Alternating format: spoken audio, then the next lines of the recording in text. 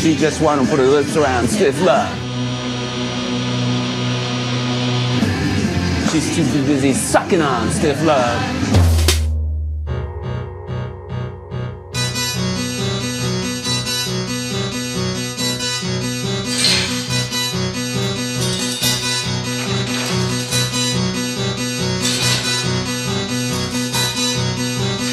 Je crois que c'est dans les années 80, donc il y avait des passionnés qui allaient soit acheter ou souvent aller piquer des raisins dans le Bordelais, juste pour faire des micro-vinifications dans leur garage. C'était un peu comme le rock garage, quoi. Ça m'a donné l'idée que je pouvais me lancer avec très peu d'argent en allant chercher du raisin chez les autres.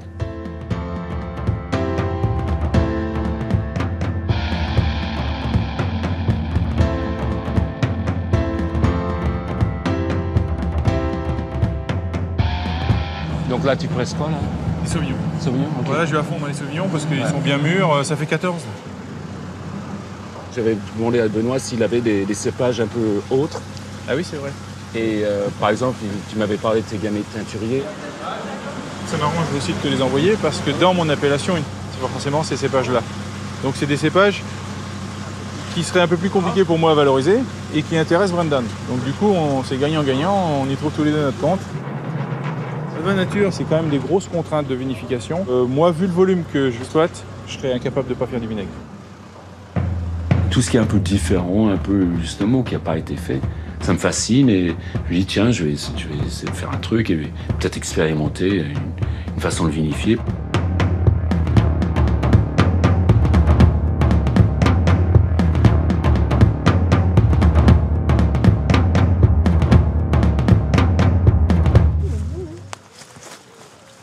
Je sais pas si ça aurait pu attendre un peu. Un petit peu, mais après... Il vaut mieux avoir un tout petit peu d'acidité pour les fermentations. Bah, vous pouvez dispatcher les caisses là. Il y a du raisin donc il faut en mettre pas mal. Hop, voilà. Donc c'est du pinot noir, c'est cette cuvée là, ça s'appelle Pour une poignée de bouteilles.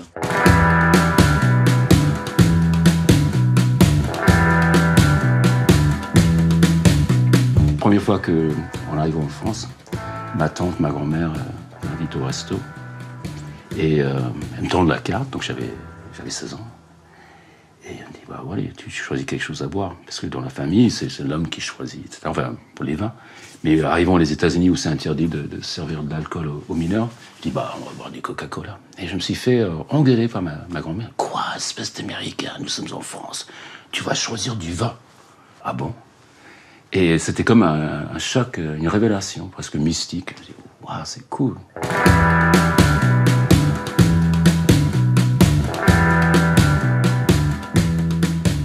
La définition du vin nature, c'est qu'on ne met rien dedans et on ne retire rien. Le vin est toujours vivant dans les bouteilles. Tandis que les vins conventionnels très travaillés, des vins technologiques, sont morts. En fait, les bouteilles, ce sont des cercueils. Je ne pourrais jamais être dans un système avec des cahiers des charges. Je suis en Vin de France, c'est-à-dire que j'ai une totale liberté pour faire les vinifs que j'ai envie de faire. Je veux cette liberté-là. C'est comme dans la musique, c'est pour ça que je fais du punk. Pour moi, c'est un état d'esprit.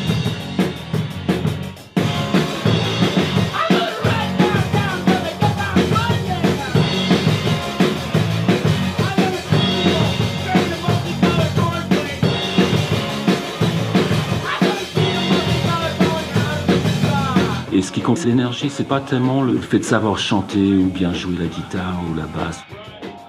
Ce qui compte, c'est juste d'envoyer la sauce.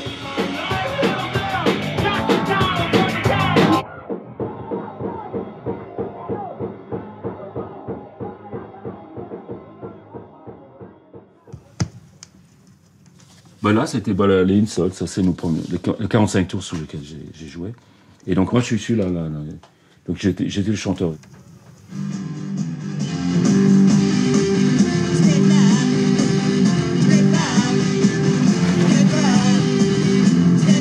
Toujours ce côté punk, DIY, do it yourself. Si t'as envie de faire un truc, et le punk ça m'a appris ça, tu le fais, point barre. 1, 2, 3, 4. Je suis punk et anarchiste et je voulais m'éclater. Mais je cherche pas à gagner de l'argent en fait. Moi, je gagne même pas le SMIC, mais je m'en fous. Je suis libre, je suis heureux. Et t'en as rien à foutre de ce que vont les choses, les gens, etc. Et c'est peut-être pas parfait techniquement, mais au contraire, c'est ça qui fait le charme du truc. Au moins, c'est voilà, c'est spontané, c'est vivant, c'est sincère.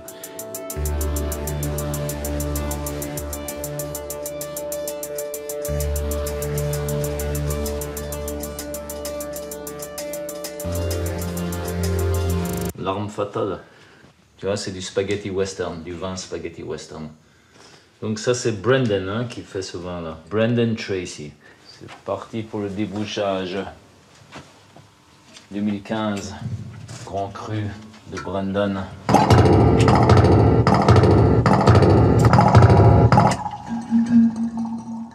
C'est du bon jus. Je pourrais pas dire que c'est que bon. C'est pas hard.